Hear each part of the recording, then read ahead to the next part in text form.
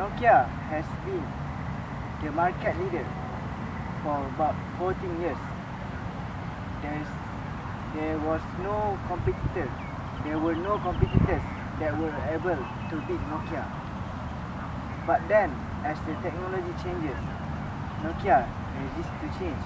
You can see from this graph, Nokia goes down and its market shares depleted from the year 2007 until the year 2014. And do you know why? The main reasons that led to the downfall of Nokia. So basically, one of the main problems that contributed to the downfall of Nokia is the bad decisions made by the top management. Okay, as you know, like Nokia is one of the biggest company back in the year like 2000s, but they were doing good. But as soon as Apple and Samsung started to join the technology game, like Apple and Samsung came in like with a new operating system which were more user friendly compared to Nokia's. So Nokia was very confident that the operating system they had was much more better compared to Samsung and Apple. They believed that customers would prefer Nokia over Apple and Samsung. But actually, they were very wrong. Customers preferred Apple and Samsung compared to Nokia. So this is one of the bad decisions that the top management made. They believe that their operating system was better compared to compared to Apple and Samsung. So okay, basically they were doing right. They were doing everything right, but they refused to change. So basically, like when Apple and Samsung brought like a new operating system into the game, they should have like developed a new operating system that could keep up with the trend. So I believe they made a big mistake here by by the time they wanted to change and keep up with the Samsung and Apple, they were already late, because by that time Samsung and Apple, they were already fly rocketed like to a very high level, and Nokia was just about to enter the game. So when they produced their first operating phone, they were already way too behind, so they cannot keep up with the Apple and Samsung. So this is one of the main reasons that contributed to the downfall of Nokia. Next is Nokia, in the research and development department in Nokia, the top management divided the research and development department into groups. So there's one group that came up with Symbian and the other came up with Migo. So of course, as you know, when there are groups inside organizations, the outcome would probably not be good, because they will compete with each other in order to get their top management's attention. So when there are two groups inside the organizations, there were a lot of internal politics going on.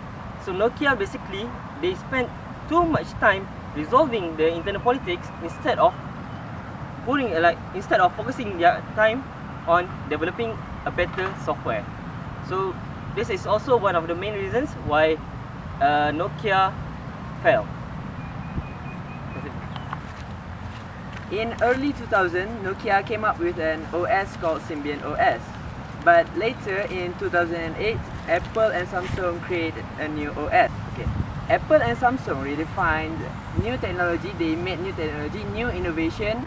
At the start of 2008, Apple and Samsung redefined technology, with Apple creates touchscreen, Samsung with their user-friendly software, that is the Android OS. But Nokia is far more slower to the trend. Nokia believed that touchscreen will not be a thing in the future, but customers override their expectations. They wanted to continue with their old design. Even though Symbian OS starts far more earlier than the other OS, but The new OS, Android OS and also iOS, are far more user-friendly and also much more better than the Symbian OS. Nokia cannot innovate Symbian OS far more better than the others. So they made a decision to collaborate with Windows and use the Windows OS in their devices. In managing resistance in Nokia, there's reasons why Nokia resists to change. First is they're afraid to lose something that is already possessed for a long time. This Nokia operating system has been functioning for 14 years, and in which they are afraid of changing to a new trend of smartphone. In other ways to counter the problems in Nokia, there are techniques to solve this one. First is by participation, whereby Nokia can participate in the new trending operating system of smartphones nowadays. So the second reason why Nokia refused to change into the new trend of smartphone operating system is they believe that their operating system is the best, that has been functioning for 14 years. It has been surviving for 14 years, means they believe their operating system is enough and to meet market requirements. As my colleague said before, that Nokia did try to participate in the new operating systems. So they collaborated with Microsoft and made the Windows Phone, but that turned out to be a massive failure because no one actually bought the Windows Phone. And later, near the beginning of this year, Microsoft, the company Microsoft, sold Nokia to a Finnish company, HMD Global, which is comprised of ex-Nokia employees, and they aim to make more Nokia branded phones, but this time with an Android iOS. Is it too late for Nokia to come back? Only time will tell.